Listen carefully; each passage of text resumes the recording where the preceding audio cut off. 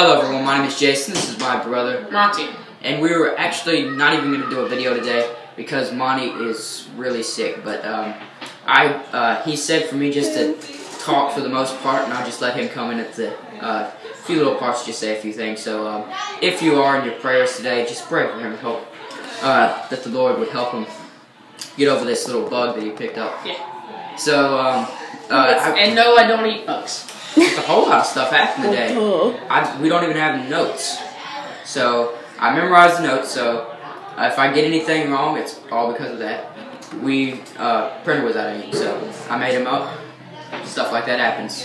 That's all in this. So, this doubles as our 26th sermon and also our Easter service. So, Happy Easter, of course, and the title of our sermon today is This Is For You, and I got the title from sort of something that I think Jesus would say as he's hanging on the cross, you know, something that he didn't actually say it, but we like to believe and stuff. So I can just imagine him saying, I'm doing this for you. This is the reason. And so we're going to go in depth about how he died and everything that his body went through. So first it all started, Pontius Pilate, if that's how you say his name. History buffs sort of correct me there. But Pontius Pilate, he was the new Roman governor. And, well, we're just going to skip ahead a few years to his actual day of trial. And he was wagering with the people. The people wanted him crucified. The people wanted Jesus crucified. And so he said, I'll make a deal with you. I'll beat the guy senseless and not crucified. We'll see if that pleases the audience. But it didn't. But Jesus was beat with what is called a flagrum. Now, a flagrum, you may not know what that is. If you study history out, a flagrum is a very long cord. It's a cord and it has several tails going out. And on those tails, it has several sharp pieces of metal and also a bone fragment. And so when it would come down on the flesh, it would wrap around the stomachs, the stomach and the upper point of the chest, and he would pull up, and it would rip flesh, and it would just be a mess. And he would do this repeatedly, until the man was at the point of death. And so somebody would actually come up, and they would tell him to stop, because this guy's about to die. And so It's also called the cat of nine tails. Yes, as in the Bible. So, you can really see that this guy, that Jesus went through amazing, horrible things for us. So, if you say that he didn't go through anything, then you're definitely wrong. And so also something to note during this is the crucifixion lasted. The crucifixion lasted for 6 hours.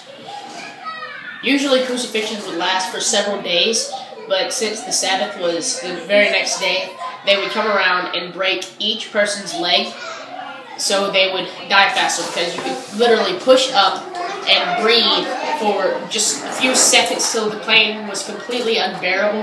Then you would have to let go, and you could not breathe in the position that Jesus was. But when they came around, they were breaking thieves' legs that were right beside him. He was completely innocent, but two thieves were both. Really, they were talking to him when they could breathe. And something to note here is that I just found this interesting, that he was offered a drink to ease the pain a little bit. It didn't take away the pain, but he refused to drink that drink that would ease the pain a little bit. He refused to take it. So he got the full effects when all the people around him who had ever been crucified just got half of it. He got the full effects of it. And also the nails that were used, they were 9 inches and they were sort of square shaped. The best thing I can compare them to is really long railroad spikes. If you ever seen a railroad spike, then you know what I'm talking about. These things are really long, and they would take it and they would nail it through right here. And they would, so of course, it's painful because that is where all of the sort of blood is stored up. And so, veins and, yes. The reason they didn't do it in the hand, like many people think that it would just be in the middle of his palm, because there's not much bone right there, and it would just rip through. All that is right there is flesh, and it would rip completely through, and he'd just fall hanging by his legs. And so they nailed him right here at the wrist, that where this muscle right here would hold him onto the cross. And so I always thought that Jesus died of maybe blood loss or dehydration. But no, he actually died of suffocation, as many did in that day. Because in the position he was in, as Monty was talking about earlier, it made it very hard to breathe. And also dealing with everything, weakness from sleep deprivation, no food, stuff of that nature, it made him unbearably weak. And also, with all the pain, he would slump down lower and lower, and he wouldn't be able to get enough breath, until finally he just couldn't get enough air, and he died of suffocation. And so it's horrible to think about, but this man went through all that for 6 hours. We can barely go through pain for 5 minutes. But this man went through 6 hours of pain, and it's real pain. It's excruciating pain. It's not something that needs to be joked about, but it is something that, it's very, we have a reverence for it. But if that's where the story would end, I would tell you that it's a sad end, but that's not where the story is. And it's really not exactly what Easter is all about. Sorry to cut you off, but Easter is really about the resurrection. When after 3 days in the tomb, the spirit completely left his body, and that spirit comes back to his body after 3 days in the tomb, and an angel outside of the tomb scares away all the guards because people were afraid of the body being stolen. And those guards will run away, and the tomb was rolled away by an angel. And Jesus came walking out. And also something so interesting that I love is that he ascended. He ascended to heaven. And so that means that he's still there today. He's still there. He's still looking down on you, and he still loves you. So if I could implore you any more than what I'm doing, then I'd like to tell you that Jesus most definitely loves you more than anybody else in this world. Because who else would die for you? Who else would go through 6 hours of agonizing pain? Who would have nails shoved through right there? Who would be beat? Who would have a sword or a spear stabbed in his side and out came blood and water? Who would do that for somebody? Because I know I wouldn't. I mean, yeah, I can't stand me and him were really close, but I wouldn't die for him.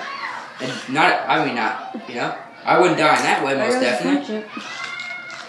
Would you? Would you want to die in that way? And not being able to breathe. I was taken to the hospital at 2 years old because I could not breathe sitting on my living room floor. That's the day 4 years old. That's the day I found out I had asthmatic conditions, and it doesn't really hold me back that much. So yeah, Jesus went through some tremendously horrible stuff for you. And so that's something to take into account, is that this man, he loves you that much, that he could do that for you. And also something that ties in with it is, it's a beautiful love story. If you read the Bible, it's all set up perfectly. It's a lot better than any soap opera you will find. It's a lot better than anything you ever read, most definitely. It's a beautiful story. And today I implore you, as Easter Sunday, to just go back and open up your Bible, dust it off, or really even do it on your devices or something. And just read the story and get around, and maybe even tonight, whatever. So, that'll be all for today. My name is Jason. Sorry for the noise outside. We really can't control that. Can't be rain. If I could, I would. So, things will be better next week, I promise. We don't know what we're going to do next week. You have any idea? No idea. So, we'll see, and we'll get back to you. So, hope you enjoyed today's sermon. Sorry for it running a little lengthy. I really had no idea. Only 9 minutes. Jesus. Oh, my Lord.